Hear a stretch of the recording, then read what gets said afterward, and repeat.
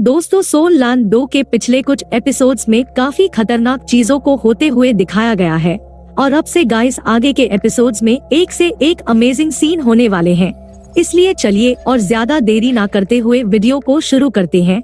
और इस वीडियो जा लाइक एम है 2000 लाइक का, सो प्लीज जल्दी से पूरा करवा दीजिए। वीडियो की शुरुआत होती है और हमें जिंग लाओ किंगडम के कैपिटल सिटी जिंग लाओ सिटी को दिखाया जाता है और यह सिटी वाकई में काफी शानदार होती है और यहाँ पर जगह जगह पटाखे फूट रहे होते हैं। और फिर हमें स्टार किंग होटल का सीन दिखाया जाता है जहाँ पर वोंगडोंग इस होटल को देखकर काफी ज्यादा खुश होता है और यह कहता है कि यह कितना ज्यादा लग्जरियस होटल है और यह कितनी अमेजिंग बात है कि यह होटल अब हमारा है और मुझे यह बड़ा सॉफ्ट बेड काफी पसंद आया। इतना कहकर यह बेड पर कूद पड़ता है और इस तरफ जू संशी को भी काफी ज्यादा मजा आ रहा होता है और केतु कहता है जैसा कि मैंने एक्सपेक्ट किया था रॉयल किंगडम से, और यहाँ तक कि यह भी नहीं पता कि प्रेसिडेंट शील किंगडम भी इस जैसा होगा या नहीं।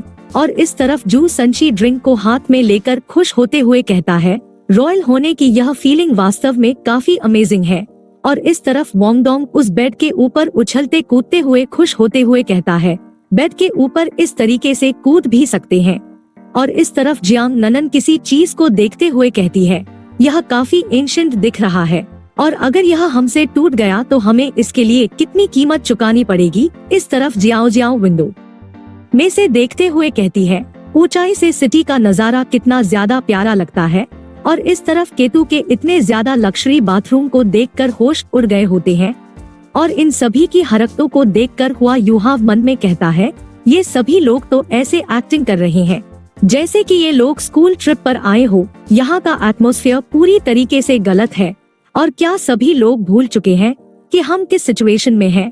और तभी बेबे यहाँ पर आ जाता है और यह सभी से कहता है सभी लोग यहाँ से चलो, टीचर ने हम सभी को ही कॉन्फ्रेंस रूम के अंदर बुलाया है और कल की ओपनिंग सेरेमनी के बाद टूर्नामेंट का पहला मैच होगा, पर अभी हमारे सीनियर्स पार्टिसिपेट नहीं कर सकते और न ही स्कूल से अभी तक हमारे लिए कोई बैकअप टीम आई है। मतलब कि जो है अब हम सातों की ऊपर ही है। इस चीज को सुनकर सभी के काफी तगड़े वाले होश उड़ जाते हैं और इस वजह से जियांग ननन के हाथ से वो कीमती चीज गिरकर टूट जाती है और वोंगडोंग भी बेड पर ही पड़ा रह जाता है, जबकि जू संशी की कोल्ड ड्रिंक गिर जाती है और जू संशी रोते चिल्लाते हुए कहता है यह रिस्पॉन्सिबिलिटी काफी हैवी है, हम इससे भाग भी नहीं सकते हैं। और वोंगडोंग कहता है जो होना है वो होके ही रहेगा, हम रियलिटी से भाग नहीं सकते हैं। और फिर हुआ युहाव कहता है आप सबको देख के ऐसा लगता है कि तुम सभी लोग सिर्फ दिखावा कर रहे थे, जैसा कि कुछ हुआ ही नहीं। और इस तरफ बेबे का भी फेस उतरा हुआ होता है और यह कहता है कि ठीक है चलो चलते हैं, टीचर हमारे लिए इंतजार कर रहे हैं। और जैसे हाँ ये सभी लोग श्रेक एकेडमी के कॉन्फ्रेंस रूम में आते हैं तो इन सभी का ही मूड काफी हैवी होता है और तभी टीचर मजे में ड्रिंक करते हुए खुशी से कहता है आखिर सभी लोग उदास क्यों हैं? तुम लोगों को नर्वस होने की कोई जरूरत नहीं है और इंट्रोडक्शन सेरेमनी के जस्ट बाद हमारी पहली बैटल होने वाली है, इसलिए जरा सा रिलैक्स करो। और इनकी बातों को सुन के हुआ युहाव भी थोड़ा सा चौंक जाता है और टीचर कहते हैं भूलो मत कि हम किस एकेडमी से हैं, जो कि दुनिया की नंबर 1 एकेडमी है और तुम सभी ही इस एकेडमी के एलीट हो। और क्या तुम्हें यह लगता है कि बाकी के स्कूल हमारे स्कूल जैसे हैं और तुम्हारे अपोनेंट्स तुम्हारी सोच से भी कहीं ज्यादा कमजोर होंगे?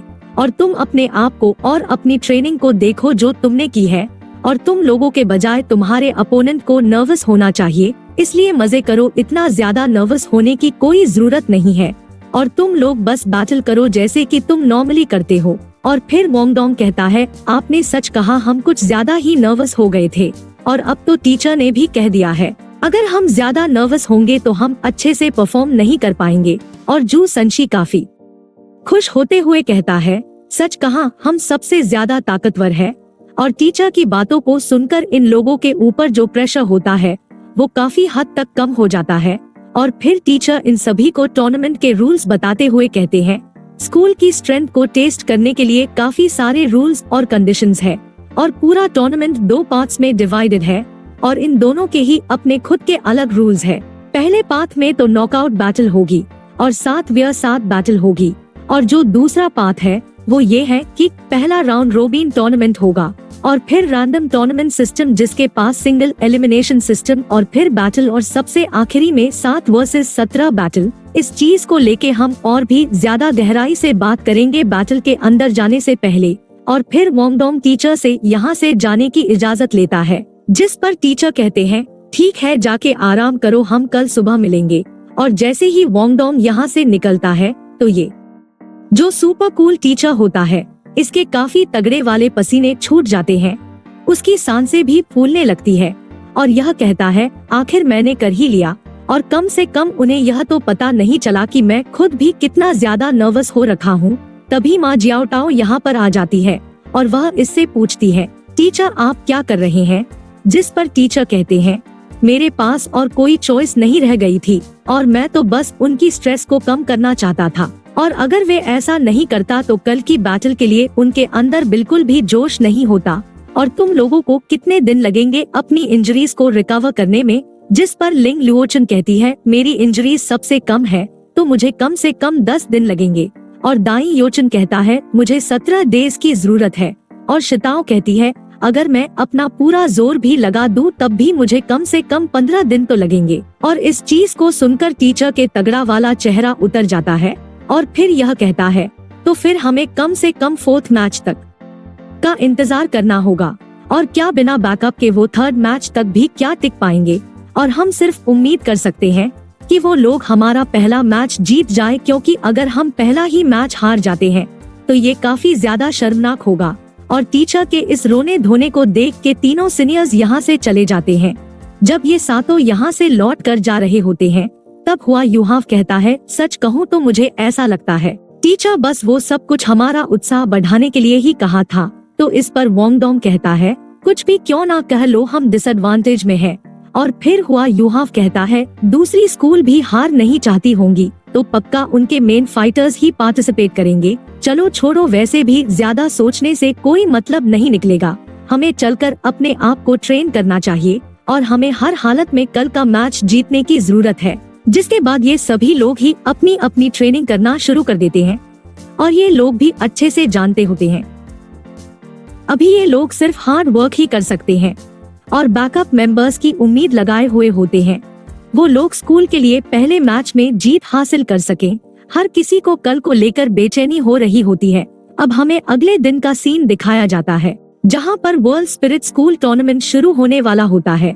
इस मौके पर जिंग लाओ किंगडम के किंग भी मौजूद होते हैं और इस टूर्नामेंट को देखने के लिए यहाँ पर काफी ज्यादा लोग आए हुए होते हैं और यहाँ का जो स्टेडियम होता है वो खचाखच लोगों से भरा हुआ होता है, जहाँ पर जिंगलाओ किंगडम के किंग के नारे लगाए जा रहे होते हैं।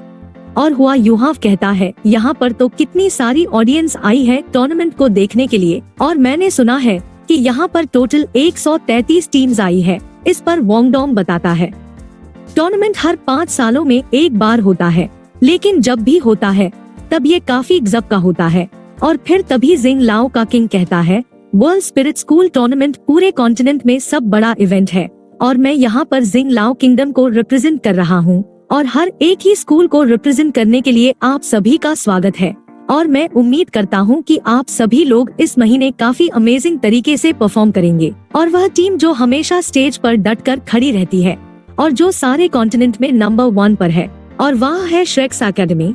और दोस्तों इसी नारे के साथ आज का ये पार्ट खत्म होता है। अगले पार्ट के लिए वीडियो को लाइक और कमेंट में नेक्स्ट पार्ट जरूर लिखना। Okay, bye bye, take care.